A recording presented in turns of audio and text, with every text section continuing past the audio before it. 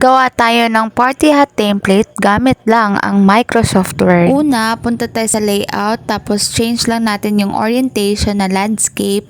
Tapos, yung margin is narrow and yung size is A4. Next is, punta tayo sa insert, tapos shape at hanapin natin yung chord shape. Adjust lang natin yung chord na parang nakasmile gamit yung yellow na dot. Next is, edit lang natin yung size ng chord ng 9.3 inches yung height, tapos yung width is 11.3 inches. Guys, ako convert to centimeter yung sa akin, kaya kapag in-enter ko, centimeter yung lalabas, hindi inches. Next, insert tayo ng oval shape. Set lang natin yung size ng oval ng 7 inches yung height tapos 5.6 yung width. Sagad lang natin dun sa baba ng chord yung oval tapos set natin siya to center. Insert naman tayo ng trapezoid na shape. Yung size naman nito is 2.45 inches yung height tapos 2.3 yung width. Copy and paste lang natin tong trapezoid para malagyan din yung right side. Adjust lang natin yung height ng 2 inches. Next, insert naman tayo ng moon shape. Yung size naman nito is 3.75 inches yung height tapos 1.75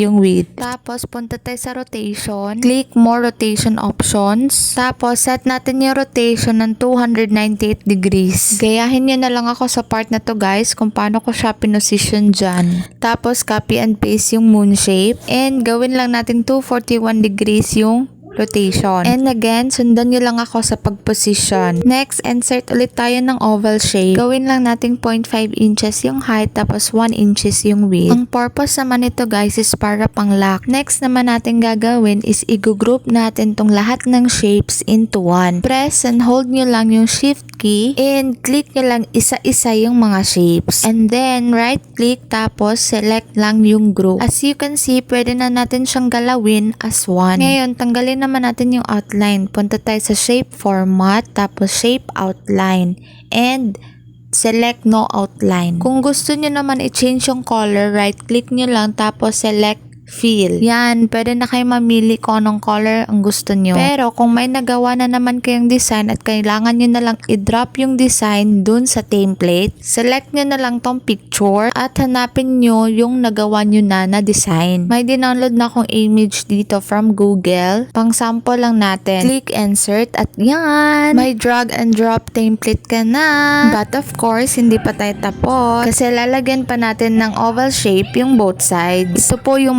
magsisilbing butas ng ating hat. Pwede din naman yung puncher if meron kayo. Tapos yung last is insert lang natin yung line shape. Ito naman yung magsisilbing pasukan ng ating lock. Gawin lang natin yung weight ng 6 pt at yan, we're done!